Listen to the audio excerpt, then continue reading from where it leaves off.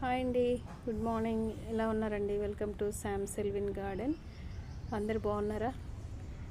ఈరోజు మీకు చూపించే ఇవన్నీ ఏంటంటే, నిన్న 15th నర్సరీ మేళకి వెళ్ళొచ్చామండి.